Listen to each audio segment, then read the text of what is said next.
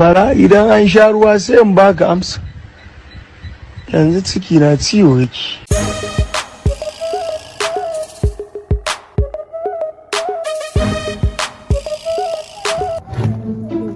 Kai, yaya, ba azumi ake ba?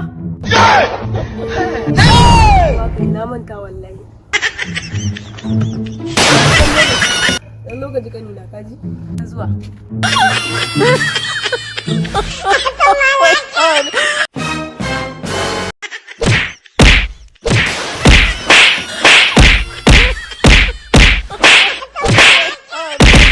Uwar kanan ga wajen fara tunawa ne, ɗan shege a mahaukaci.